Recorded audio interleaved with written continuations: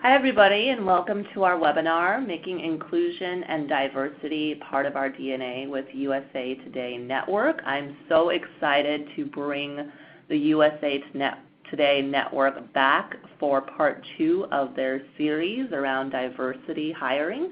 The first one was so well received that we wanted to have them back for a second part, so I'm really excited to have them here again today.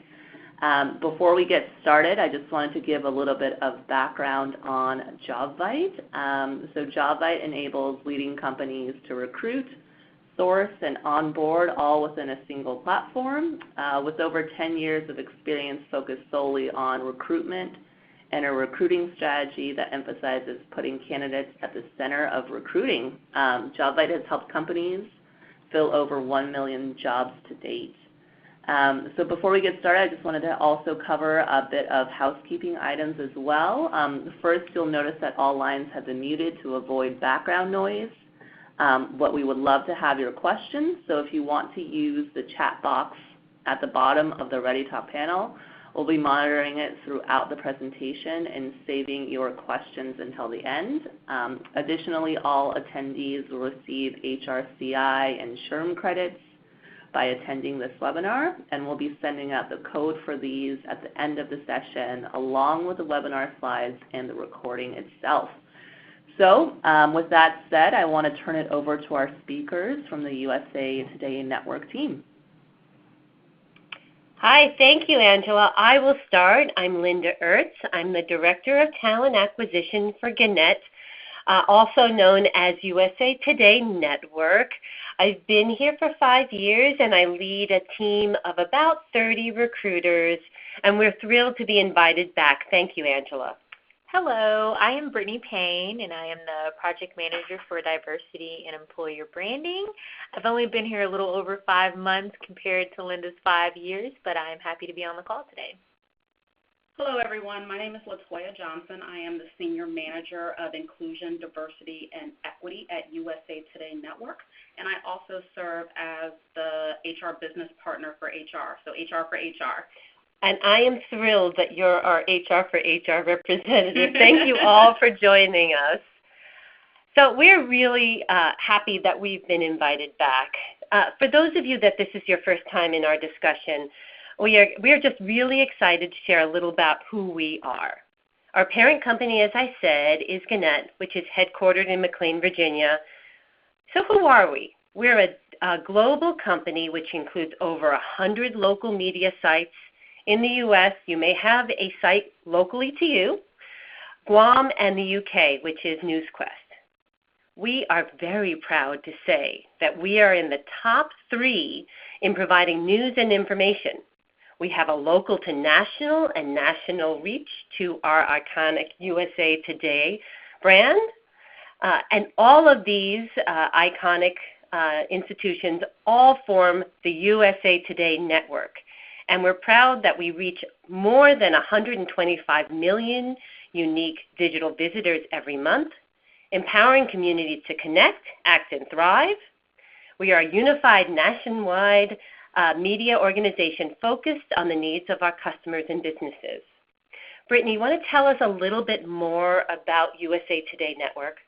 Yes, with the power of the USA Today Network, we are proud to engage with our audience in new and creative ways, from landmark multimedia work including podcasts and award-winning investigative pieces to our sports, lifestyle, and entertainment reporting. As you may know, last year we won 3 Pulitzer Prizes. The staff of the Arizona Republic and the USA Today Network for The Wall, the staff of the Cincinnati Enquirer for 7 Days of Heroin, and writer Andy Dominique of the Des Moines Register won for her editorial writing. We are the next-gen media solutions company that creates innovative products that reach our audience in unique and powerful ways. And we are really proud of the work we're doing with inclusion and diversity. I'm really proud to be sitting here with Latoya Johnson.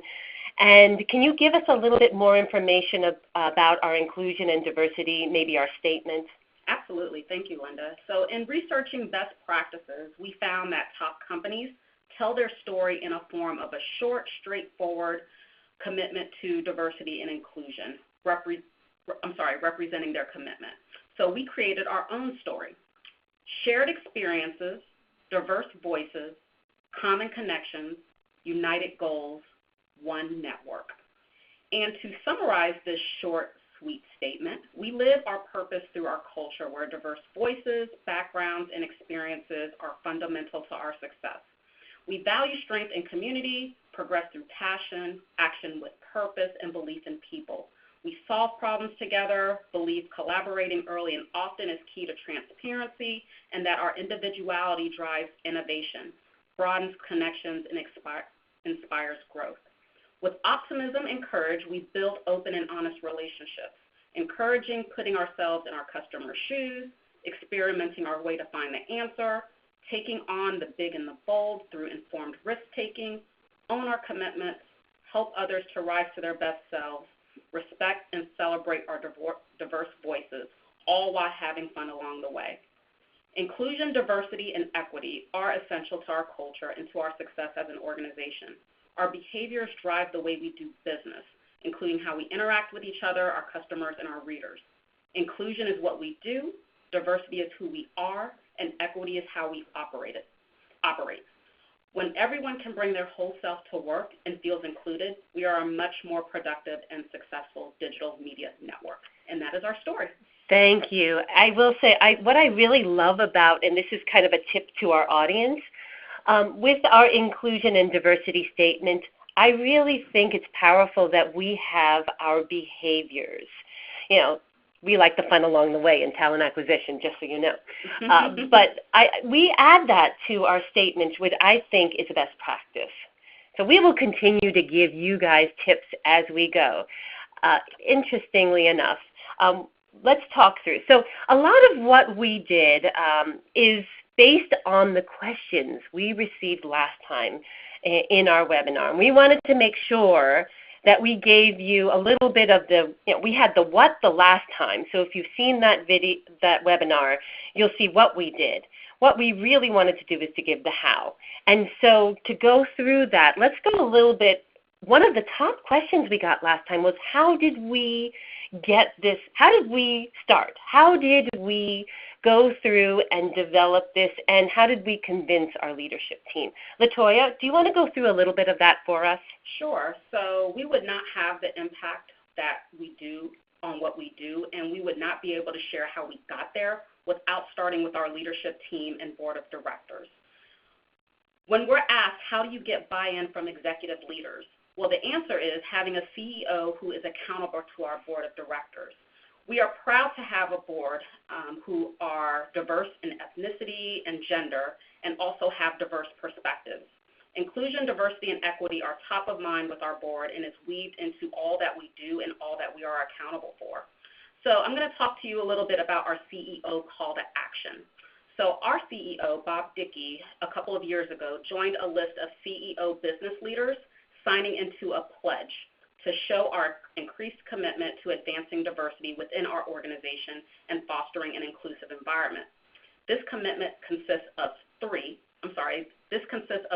initial commitments designed to drive a more robust conversation on one of the most important business issues of our time. First, we will continue to make our workplaces a safe, trusting place to have complex and sometimes difficult conversations around inclusion, diversity, and equity. We will share our best and unsuccessful practices, and we will implement unconscious bias training. As we move forward through this presentation, you will hear me periodically reference our CEO call to action and actions that we have taken in each of these commitment areas. Thank you so much. So again, last time we gave you the what during our webinar. This year we wanted to share the how with very specific examples. We had very engaging questions, and we wanted to make sure we answered them all in this webinar. We will want to frame this discussion through the employee life cycle. We will give you examples of our inclusion and diversity initiatives in each of these stages. Attraction, recruitment, which Brittany and I live and breathe every day, onboarding, development, retention, and separation. So let's get started. Attraction. We want to be able to build the top of our funnel with strong, diverse talent. So if I were to give you that number one recommendation, that would be when we do anything with our recruitment strategy, we put a diversity lens on everything we do. So what does that mean? So sometimes it's included in our print, online, and social media efforts.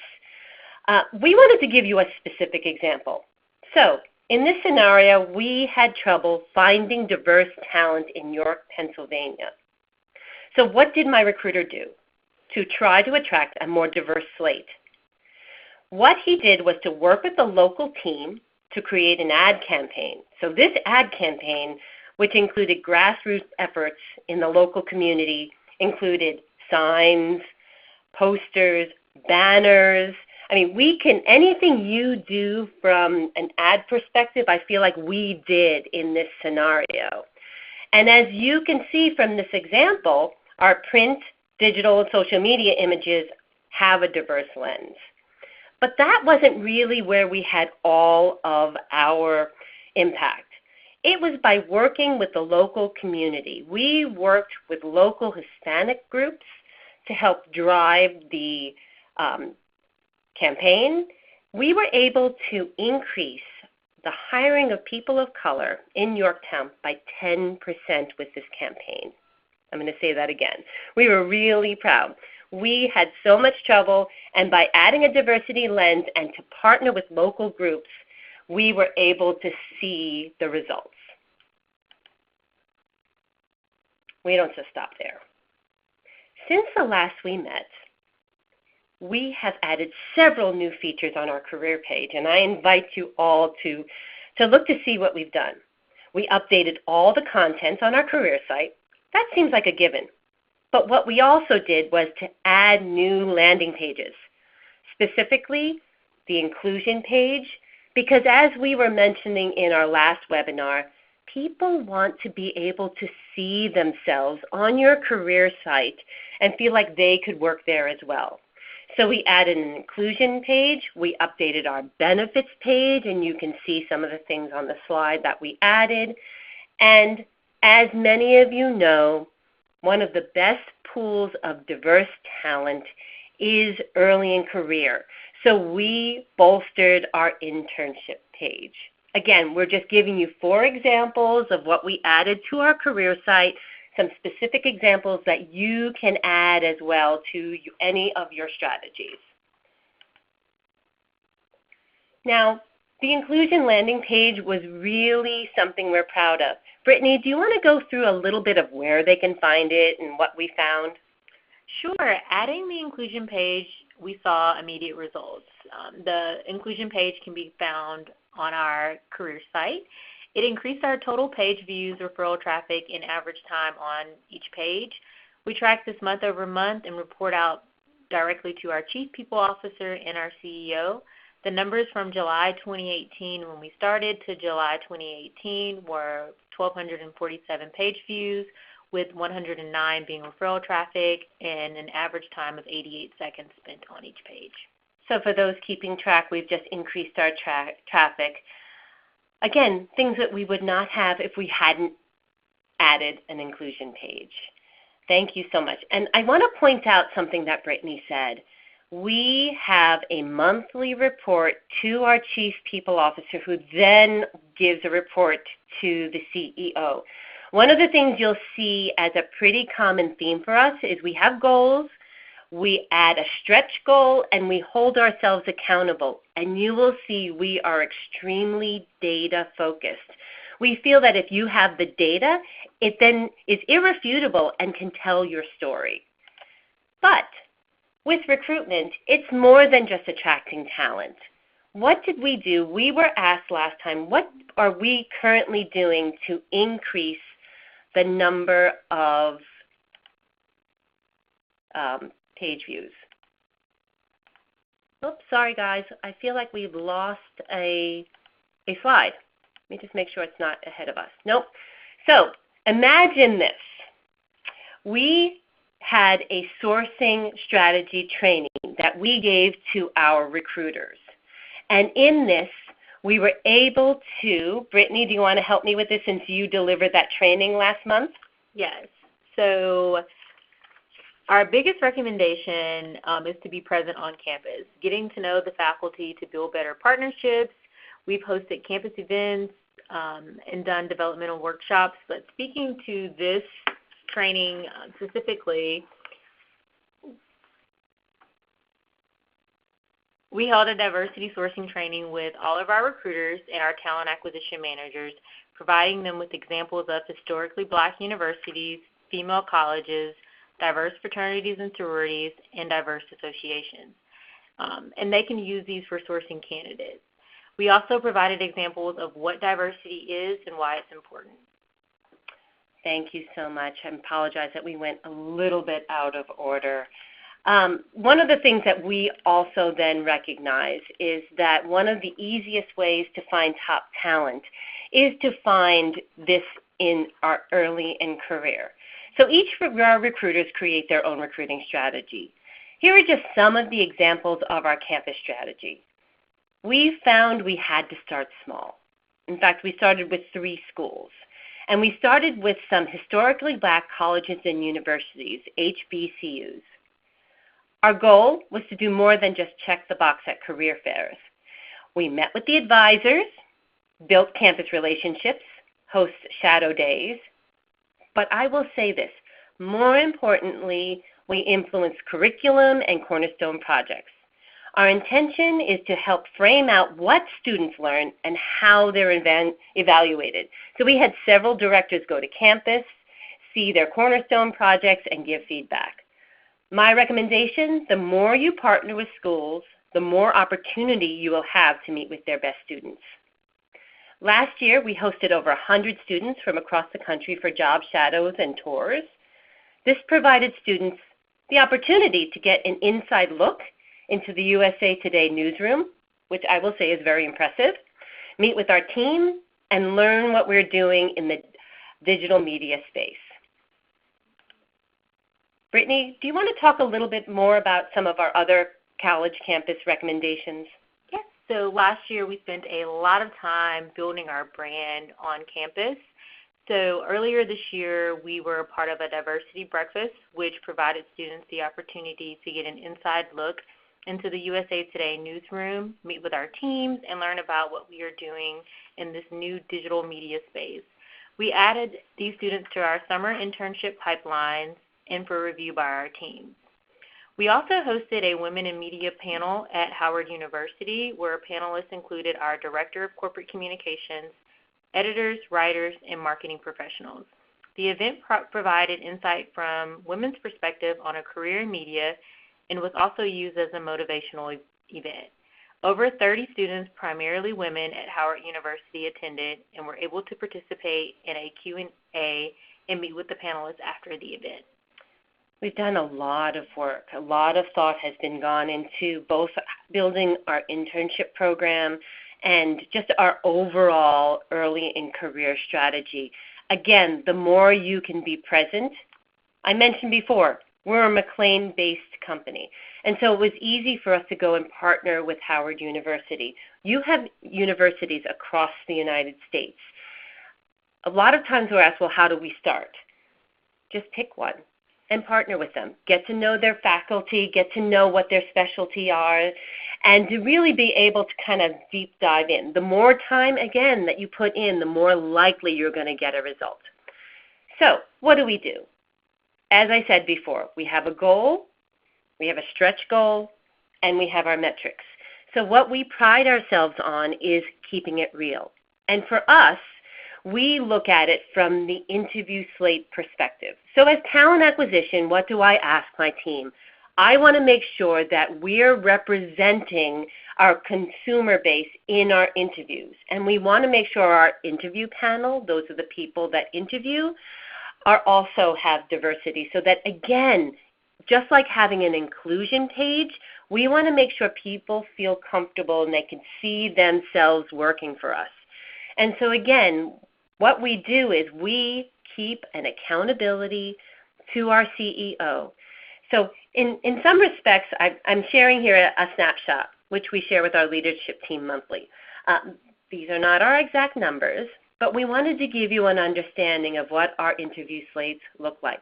We look at the diversity from a gender perspective and an ethnicity perspective. And we do it, here's a year to date, so this was done in November, and then we showed December numbers.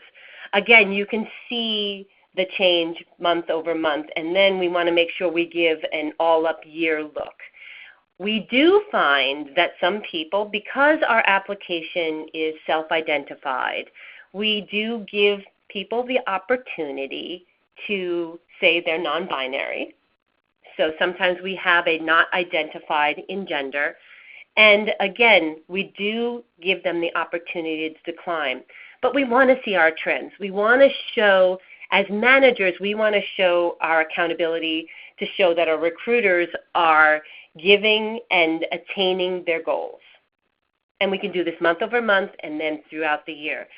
The thing that we added last year that we really have found very impactful is one of our biggest initiatives was to track Director Plus interview slates and hires.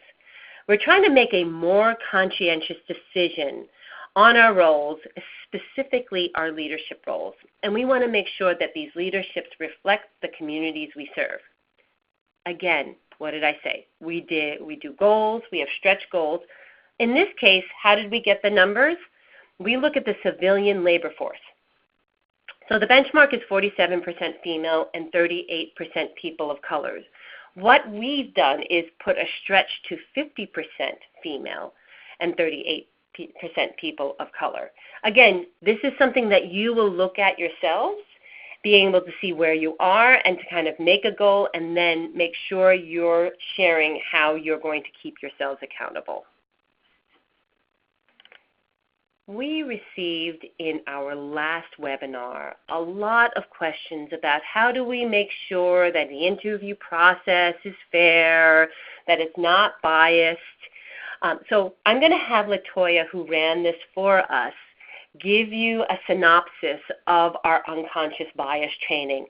I took it. My entire recruiting staff took it. The hiring managers and interview panels all took this, and we really found some profound results.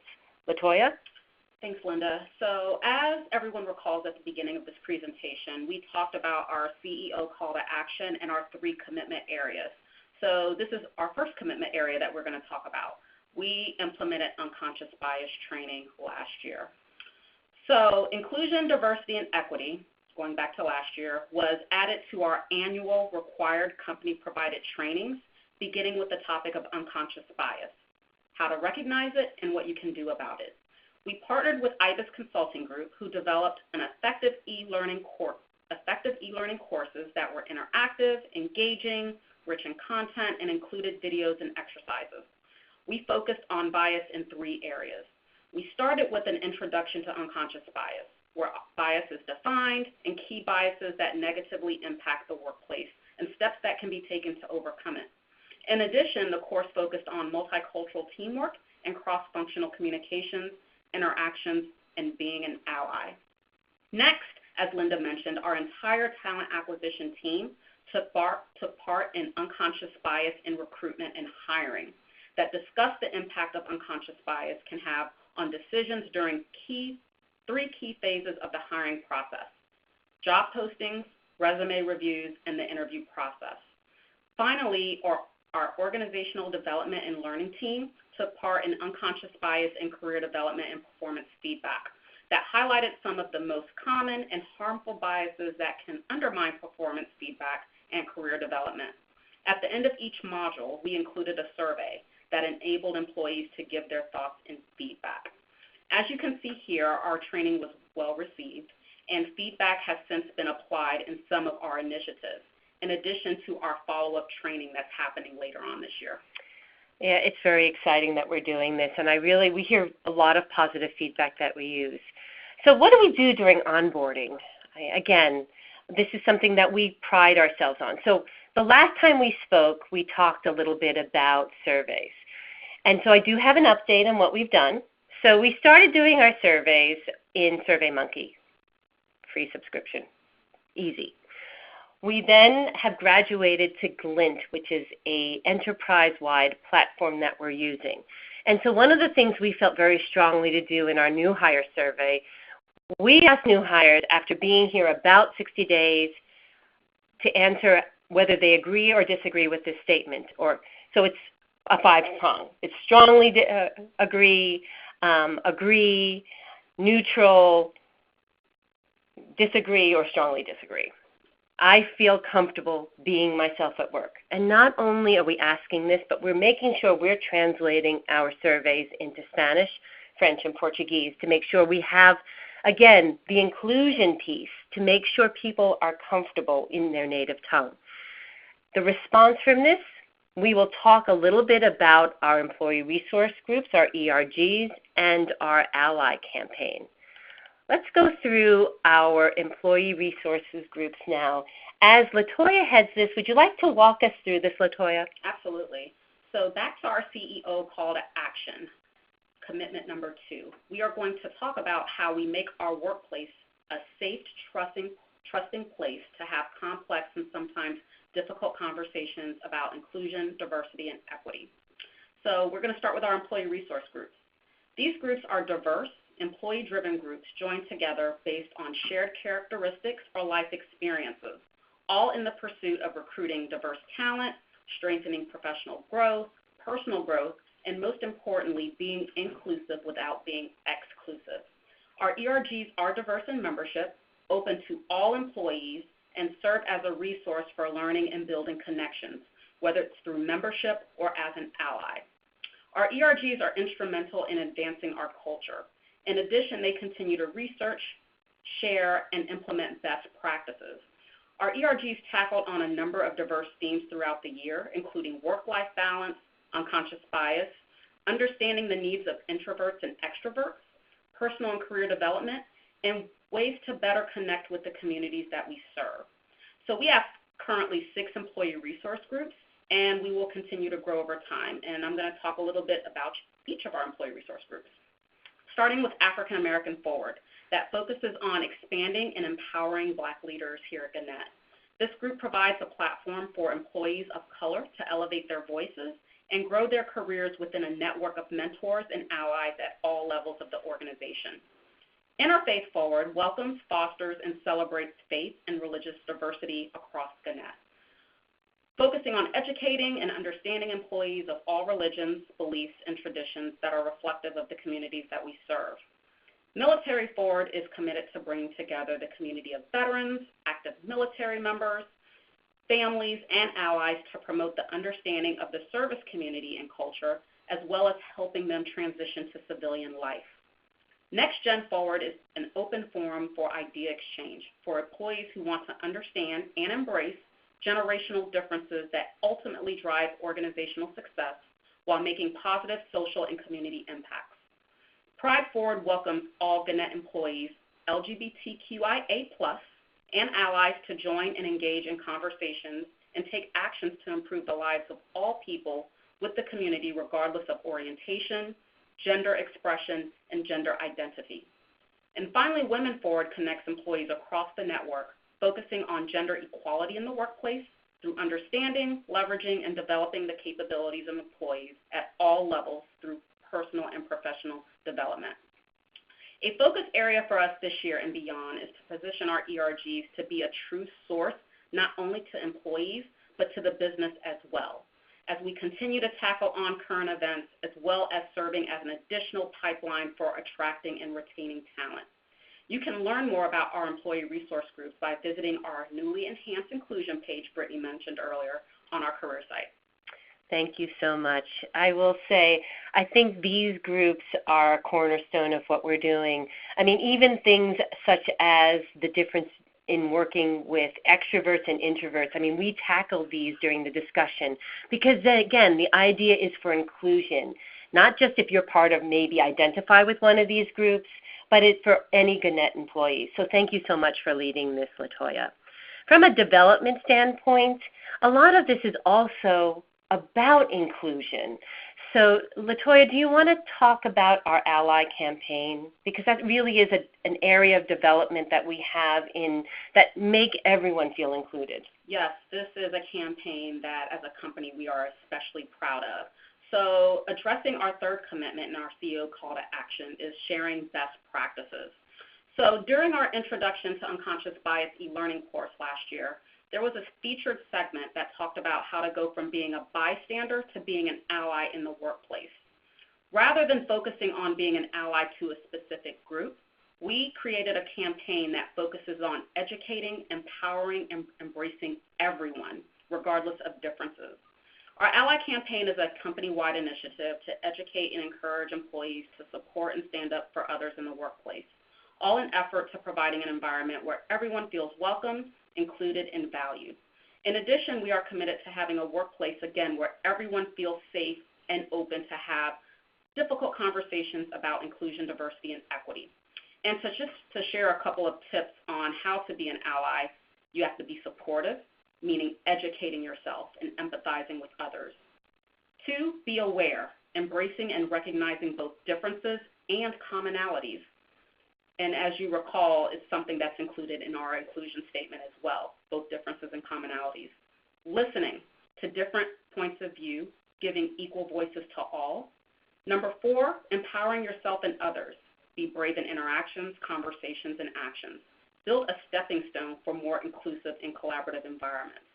And finally, taking action, stopping inappropriate actions, joining and participating in our employee resource groups, and just being open to having open conversations.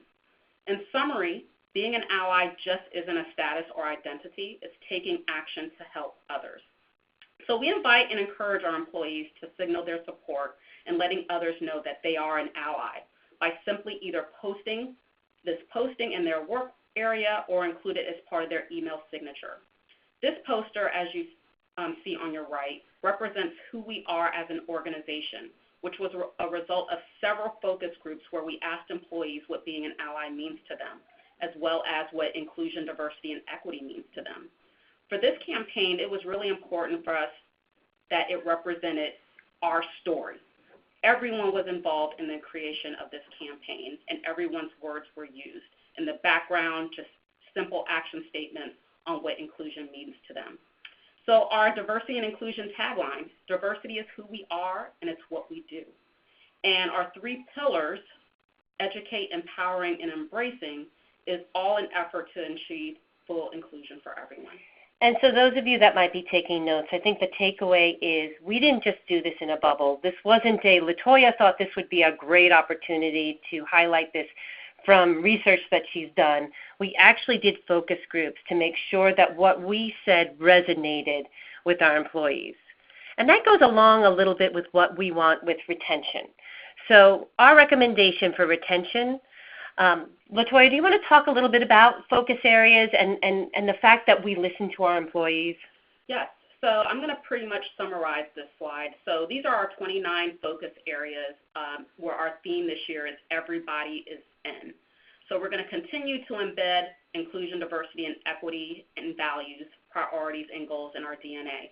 So we have it broken down in 3 buckets: accountability, leading by example, a place of belonging, and taking action. So we talked about inclusion trainings and seminars earlier, and we added inclusion, diversity, and equity to our portfolio of company-provided trainings.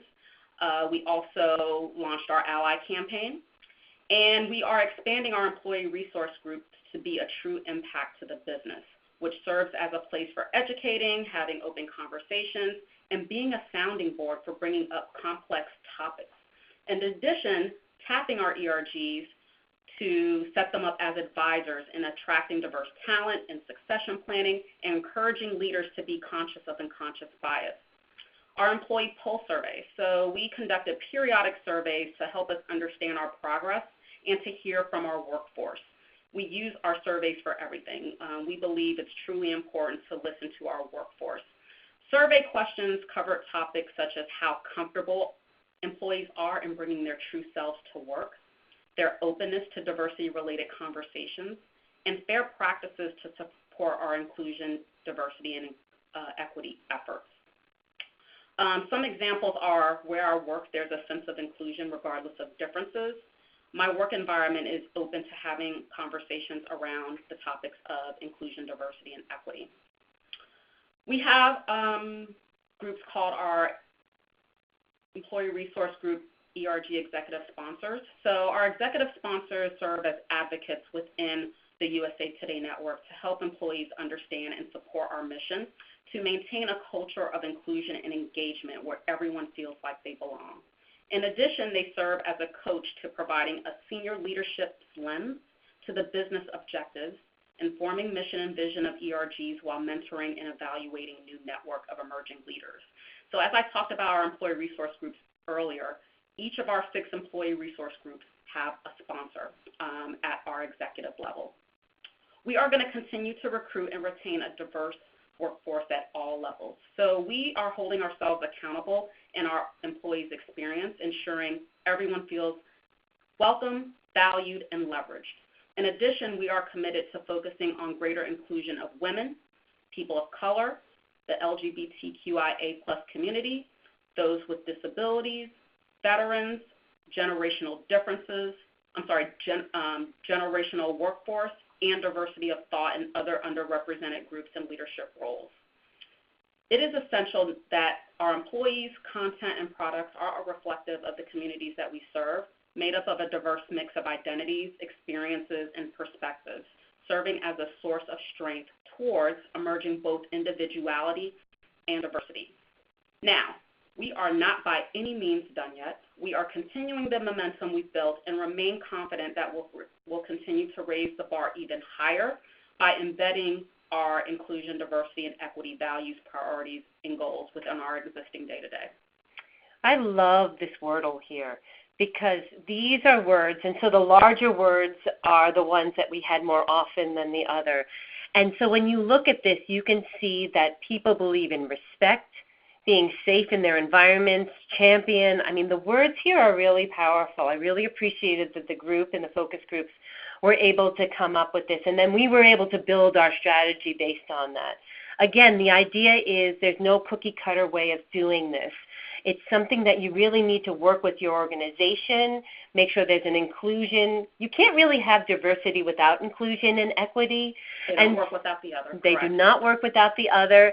And so the fact that we're engaging our employees in building this is really where we're channeling some success. So thank you, LaToya. I'm sure people are like scratching their heads saying, how in the world are they doing and making sure there's inclusion and diversity and equity and the separation when an employee leaves? Well, like everything else, we measure our success. LaToya, do you want to go through a little bit about our exit interviews and what you're finding? You're wearing your HR business partner hat when you talk about this. Absolutely. So we want to continue to measure our progress and hear the voices of our employees, not only current employees, but employees that are leaving the organization as well. So our exit interviews count, and it's all part of the process of sustaining our efforts. Best practices shown that we really need to keep it simple, and we only focus on 9 key questions taken from Glint, who's our survey partner that Linda talked about earlier, methodology. So we focus on 6 key objectives. So capturing employees' overall experience, so from a culture perspective, company-wide, drilling all the way down to their team culture. 2, understanding employees' perceptions of the work itself. Gain insight into managers' leadership styles and effectiveness. Learn about HR benchmarks, culture, salary, benefits at competing organizations. Fostering innovation by soliciting ideas for improving the organization, and creating lifelong advocates for the organization. So from an HR business partner perspective, we look at these results from our exit surveys and we take them back to our leaders and we see what we're doing well, where we can improve on, and continuing, as I mentioned before, to raise the bar even higher. Also, as Linda mentioned, we keep ourselves accountable in really being data-driven, which will continue to be a critical focus area for us. Thank you. So for our audience, we started out with attraction. We went to recruiting. We went through each stage, including separation of the employee. I hope you've taken away some tidbits, learned some best practices, saw our methodology. Again, our methodology is very specific. It's very goal and data driven based on employee interactions.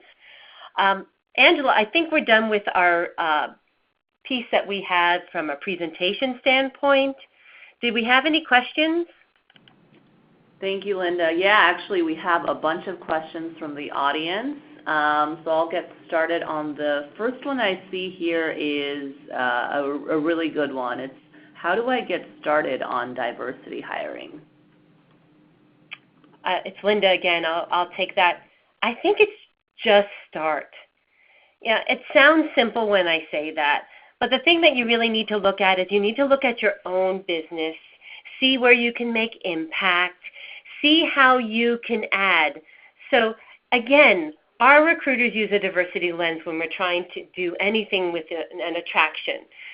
When we're trying to recruit people, we add HBCUs, fraternities and sororities, even schools that we know are closed that are female orientated, that we know in LinkedIn that people are proud of their alma maters. They're proud of their fraternities and sororities. And so if you add keywords to your Boolean searches, talking to all your sourcers or recruiters out there, you will see more diversity in your talent pools when you add some keyword phrases, again, such as colleges and fraternities and sororities. I mean, that's your basics on where you can begin. I mean, it depends on where you are as an organization. If you're in talent acquisition, you have that control, and that's the reason why we do interview slate management, because we know we can present interviews and people of both people of color and gender diversity into our interview slates, and then we need to work with our hiring managers. Interestingly enough, sometimes it's starting your diversity hiring by talking to your leaders as well. So there's a variety of ways, but my top recommendation that we want to share is just get started. Think about what you have control over, what you can do, and then keep yourselves accountable, and then share the good work. Internal branding, especially for talent acquisition, can bring you far with your hiring managers to be more consultative.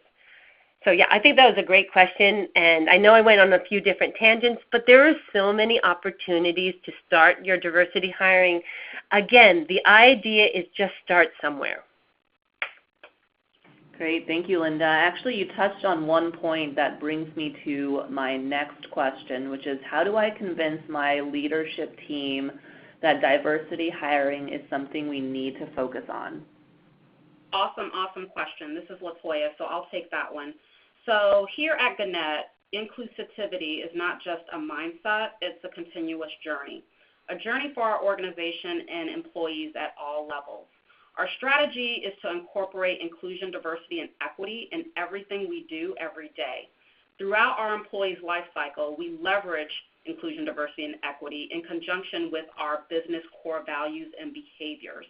From attracting, developing, and retaining talents through all facets in the employee life cycle, like hiring and onboarding, employee and leadership development, employee engagement, retention, and being conscious of unconscious bias, we are building a culture where everyone feels comfortable being their authentic self.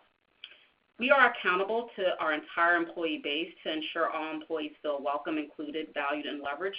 And as I mentioned before, we are really committed to focusing on a greater inclusion of women, people of color, LGBTQIA, generational differences, those with different abilities, veterans, and diversity of thought, and other underrepresented groups across our network.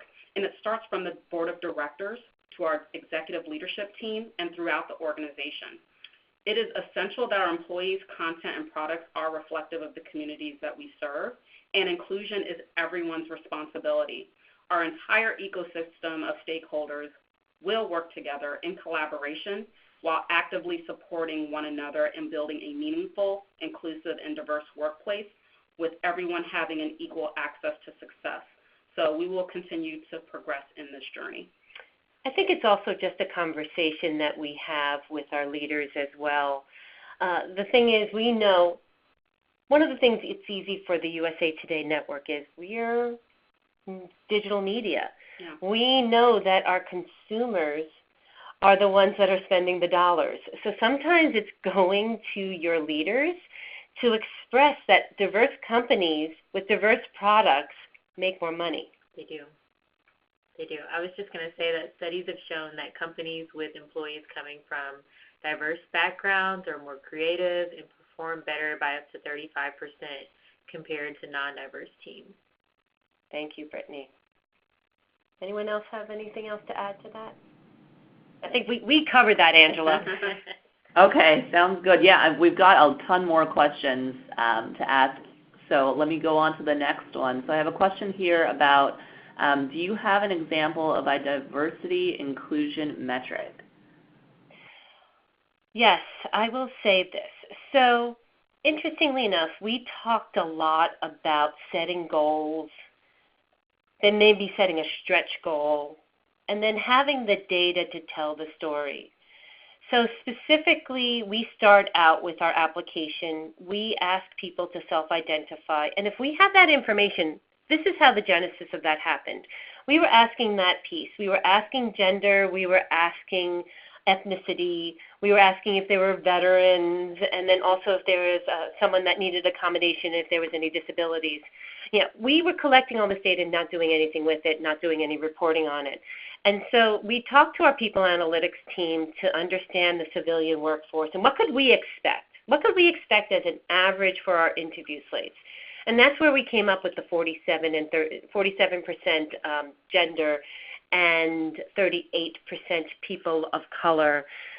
We made that the first year. And so we wanted to stretch that. And looking at the demographics, we increased that to 50%. And so each year we'll look at that. If we can add the strategies to be able to accommodate increasing that, we will.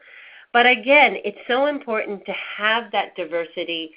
So you might say, well, I don't ask those questions. It's not required of us. What else can we do from, as an example, for diversity and inclusion metrics? Well, we can also then add hiring. So we do an EEO statement. We know who we're hiring. We ask them to self-identify. If you can't do your interview slates, then do your hiring. This becomes a more enterprise-wide conversation. You're talking to your hiring managers. One of the reasons why we have success is that those goals are not just people team goals. Those goals are not just the recruiters, the HR business partners, but our leaders have those same goals. Again, with the idea on what Brittany, I just love having those statistics handy, having that conversation on, having a diverse workforce. What do we need to be there? If you're not already there, what do you need? What steps do you need to get there? That's where we built our diversity metrics, and then that's the ones we can move forward. To also then reiterate, we looked at our survey data. And remember what I said, that can be free. You can do a SurveyMonkey. You don't have to spend money on a platform if you don't need to. For us, it was something that we wanted to have Glint, which was a platform that integrated with our payroll system so that we could get the information on our employees so we can be more automated on that, which has been extremely helpful.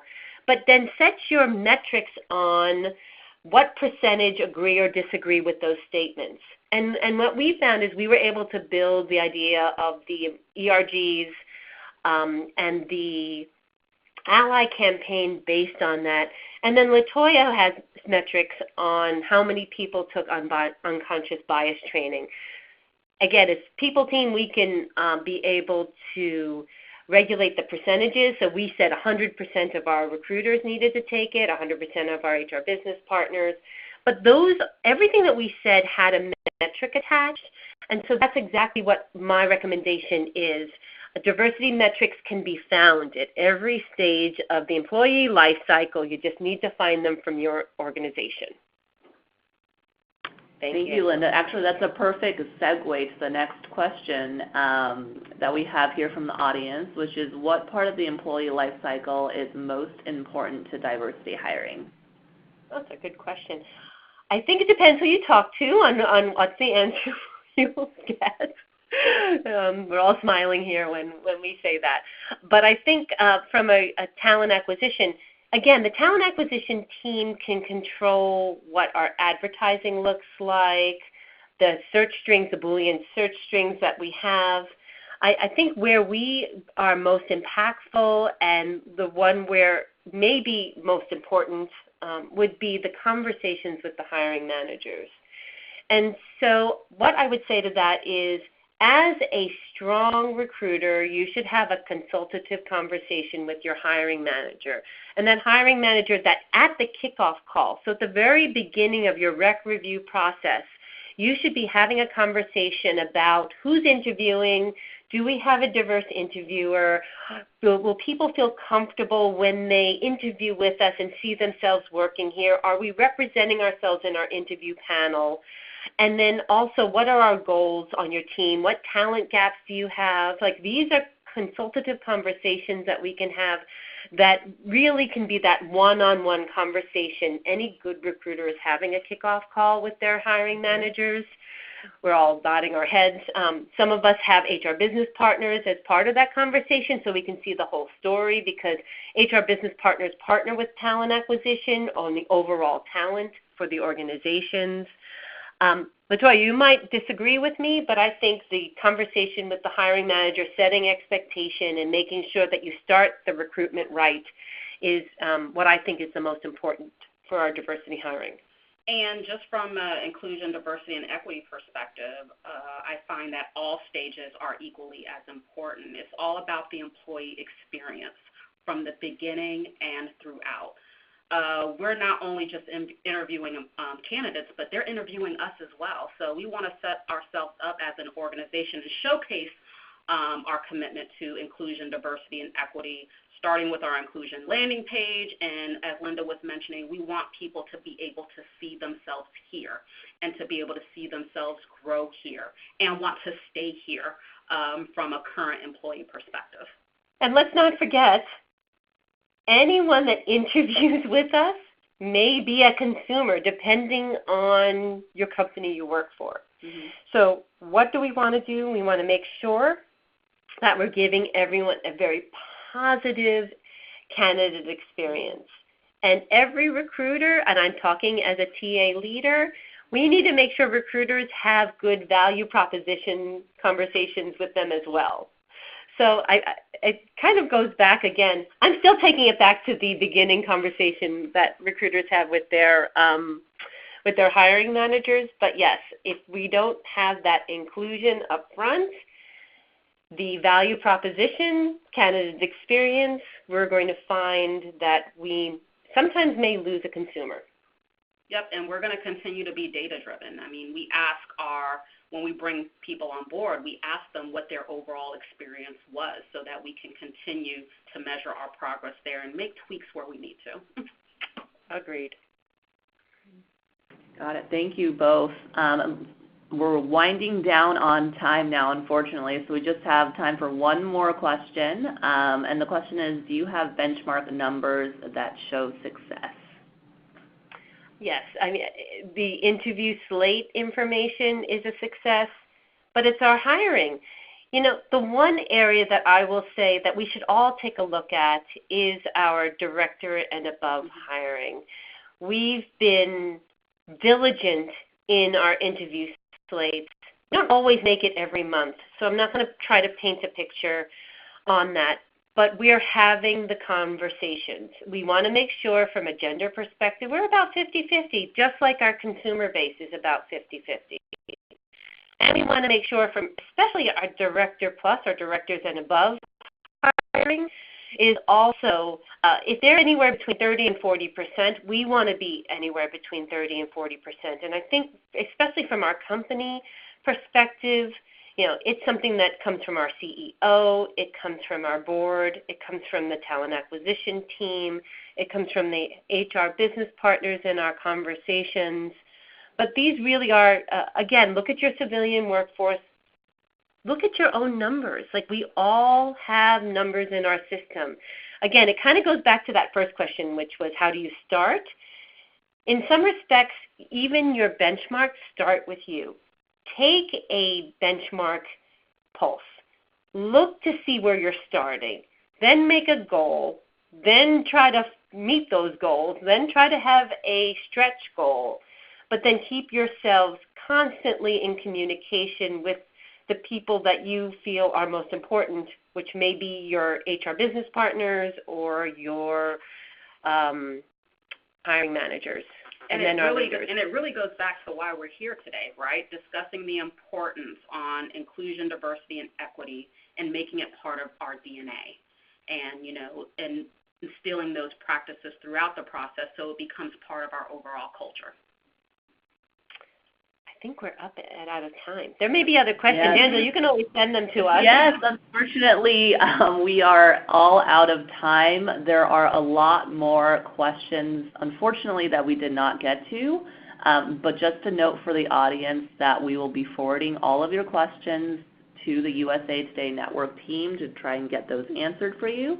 So I want to thank everyone again for joining our webinar today, and hope you all have a wonderful day. And thank you again to our presenters as well for a great presentation. Thanks for having us again. We're happy to do this 2.0 version. Thank you, Angela. Yes, definitely. Thank you all for joining.